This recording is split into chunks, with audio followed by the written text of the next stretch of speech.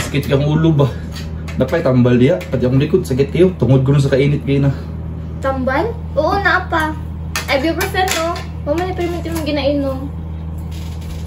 Isabay na sa mong pagkaon na para dili mo sakit ang tiyan. Salamat pa, the best judoy.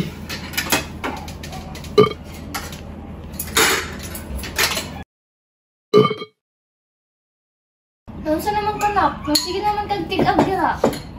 Unsa man ni ma? Murag hapdos akong dughan ba? Kanang pasukaon ko, kanang lamalasan ako kay kanang aslong ug pait. Unsa di ka? Unsa di man gikaon? Oh, pag-inom tubig.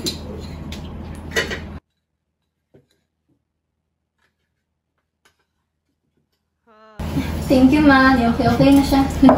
Ma, gawas ako mo, ito kog sala kayo mga salpog ka. Sige. Matay sa, sakit kang tiyan, hapdos pa yun. Malibang sa ko.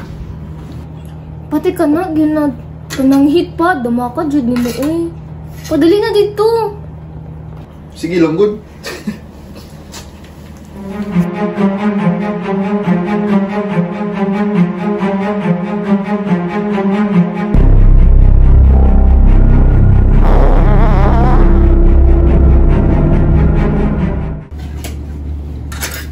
Ma, ligas mo tayo eh. Ito man. Ha? Walang itong man. Gusto niyo magpa-check up tama?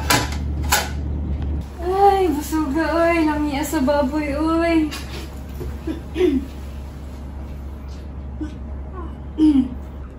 Lana, ano po siya? Pero di naman ni mauoy. Ma! Naanapod ba? Ha? Ang unsa man, food. Akong digay-digay ma. Sampang gayda ko. Sige, nangunsa naman mong duha, uy. Huwag mo magsayo ta, magpa-check up ta.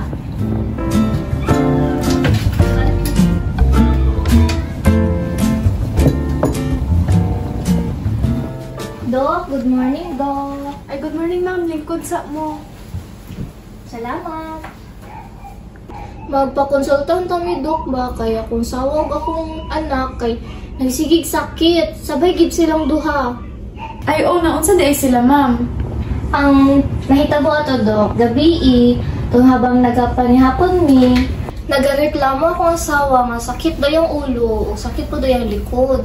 So kato, gitagaan ako siya og ibuprofen. Kay mama na perminti yung ginainom kung naay sakit siyang lawas o sakit yung ulo. Tas kato ma'am, pagkahuman na mong kaon, kay nananghid siya nga malibang daw siya. Ngayang tai daw kay itong gyud daw, Dok. Kana mo tambal, ma'am. Karon lang niya giinom. Dili po, Dok. Kuan, pagka nang sakit iyang ulo or kanang naay siya ginabati nga sakit siyang lawas, maugid na iyang ginainom, kaya naadjud ni stock ana sa balay perminti. Mga unsa ka dugay na pud niya ginatik? Mga isa ka bulan na niya ginatake to. Unsa kay maayo ani? So nag-take si Sir og ibuprofen, ma'am, tapos ang iyang tae kay itom, tama ba, ma'am? Tama, Dok. So, kanina signs and symptoms, ma'am, nagalid siya og peptic ulcer. So, ipa-laboratory test pa na to siya, ma'am. So, nurse, pakialalay si Sir pa-laboratory test na to. Sir, dali, sir. Tapos, Dok, kaniya po ang anak. Kaya sige ni siya tig-ab. Permanente jud, sunod-sunod, Dok. Tapos, usahay madisturbo yung pag-study kay hapdos jud daw kaayo. Unsa ang iyahang gikaon gabi? Katong gabi, Dok, ang masudan kay Sisig o Bicol Express. Yung giparisan na mo siya soft drinks o kanon. Unya, kaniya kong anak, ganahan gini siya mga halang-halang nga sudan o pagkaon. So, ma'am, mauni siya atong ginatawag na heartburn.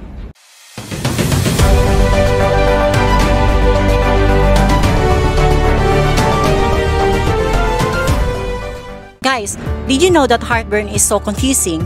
It's just like your heart is on fire, but actually, it's just like your stomach that rises up to your esophagus. Fun fact, it's not even about your heart. Heartburn lang yung tawag dito kasi yung pain niya is nasa chest area. It normally happens after eating triggering foods such as spicy, fatty, or acidic meals. Nurses would usually advise na don't lie down kaagad after eating. Give it around 2 hours para yung gravity is ma-help na mapunta yung acid sa tamang direksyon. And if you have experienced this, better have it checked na. Maybe it could be a GERD and it can damage the esophagus if hindi maagapan. Monitor how often and severe the heartburn is. Encourage patients to avoid triggers and use temporary relief medications like antacids or H2 blockers. If persistent, consult a doctor. So, normal ra jud ni siya, ma'am. Basta dili lang permanente. So, naatay tambal diri para ma-relieve si anak nimo. Kanang Tums, isa siya ka antacid.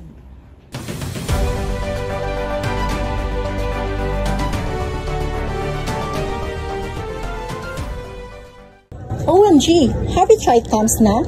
This antacid is like your barkada during a heartburn attack. True! It neutralizes stomach acid super fast kasi may calcium carbonate. Pero friends, it's not a long-term use, kaya wag gawin chichirya, okay? Also, do you know that if you take it too much, it will cause something called rebound acidity? So, dapat magpuproduce ng more acid ang stomach mo.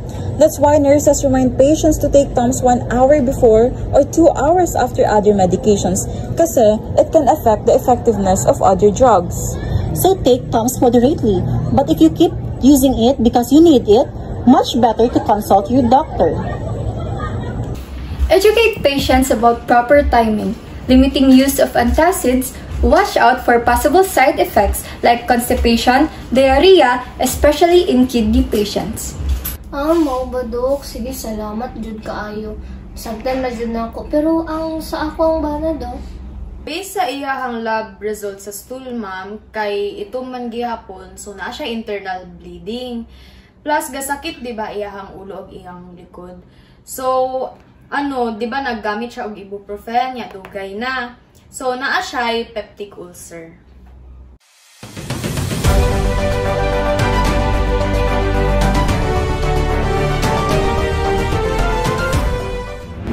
Peptic ulcer? They're basically like an open wound sa stomach and small intestine. Ang cause? Stomach acid damage. Usually, the culprits are H. pylori bacteria or long-term use of NSAID like ibuprofen. Imagine, this can weaken the protective layers of your stomach. So, diba? The symptoms to watch out for is burning stomach pain, black stool, or blood in your vomit. Those are the major red flags. Nurses help by monitoring signs of internal bleeding and educating patients on the right medications like H2 blockers or PPIs to heal the ulcers. Advise patients to avoid spicy foods, NSAIDs, and alcohol. Monitor for bleeding symptoms and ensure they take prescribed medications properly. Bantog din na yung mga panahon nga malipong ko, Dok. Kasi may tambal ni Dok. For peptic ulcers, sir, these are usually caused by NSAIDs drugs. So, isa na diri ang ibuprofen, ma'am. So, hatagan ta mog tambal, isulat nako sa reseta ang omeprazole. So, isa ni siya ka proton pump inhibitor.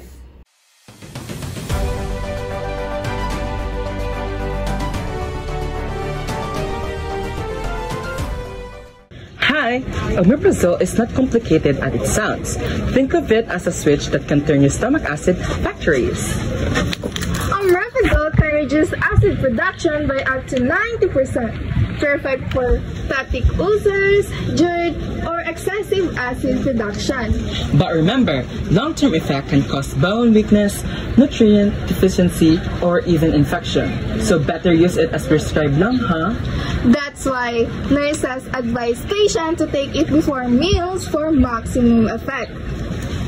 And kung long-term user ka, make sure na you are monitored for side effects. Educate patient on the risks of long-term use such as bone loss or nutrient deficiencies. Advise them to take the drug before meals and have regular checkups if prescribed for extended periods. Sige, Dok, salamat kayo. Wala ra ka ni diagnose ug niresita dayon ka ug imo pa yung ipasabot sa moa karon nakasabot nami.